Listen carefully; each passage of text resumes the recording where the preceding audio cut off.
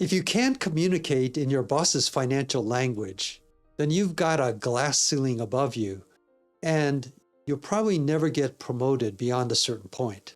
This is particularly true for senior managers and directors who have reached the point when they are being asked to budget and allocate resources and design priorities for their team. And unless you can sprinkle in some of the financial terms that connect with your leader's concerns, then you're not going to land.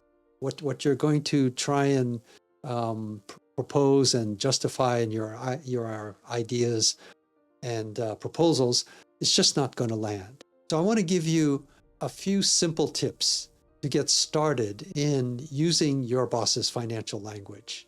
And I'm going to give you just 3 words to sprinkle into your presentations: value, annuities, and investment. So the word value is often misunderstood, and it needs to be distinguished from the value to your customers, that of course you're solving problems for your customers, you're delivering value to the customer.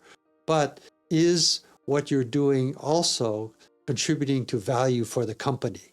So you need to understand what company value means, and you need to sprinkle that idea into your presentations with the correct meaning. Then the second word is annuity. Now, annuity sometimes is used in a retirement payments context, but what I want you to think about and sprinkle this word in, annuity, which is the idea that although you are completing transactions, solving problems, bringing in, selling your products and services, right? Are you doing it in a way that it sows the seeds for long-term repeated benefits to the company?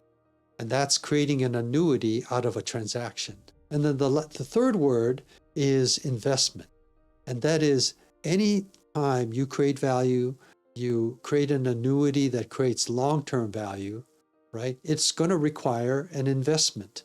And so you need to point out to your boss that this annuity has value, but it's going to require an investment, and that your annuity is actually exceeds in value the investment required. So value, annuity, and investment. Those are some key words that are part of your leader's financial language, or at least the way they're viewing the world. And if you then sprinkle that into your presentation, you'll connect with your leader. For example, one of my graduates, Anthony, was a design director for a Fortune 500 apparel company.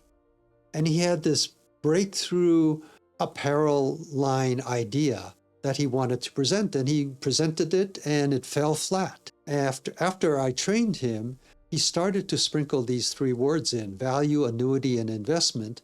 And what he did was present his idea from the perspective of what is the value that's being created for the company. Is that value something that's repeatable, sustainable, in other words, an annuity? And then what kind of investment is required to create that value? And is the value greater than the investment required? And lo and behold, his ideas, which were just qualitative before, were now had a quantitative aspect to it, and it landed. He got approval. The results turned out even better than he forecasted, and lo and behold, he got wider responsibilities and the promotion he was looking for. And that's what I'm hoping for you. These 3 words, value, annuity, investment, are one of several dozen, and that's all you need, several dozen financial terms and tools that you need to effectively use your boss's financial language. I'd love to go deeper with you on the financial language of your leaders and help you break through your glass ceiling. So click on the link below and let's continue our discussion.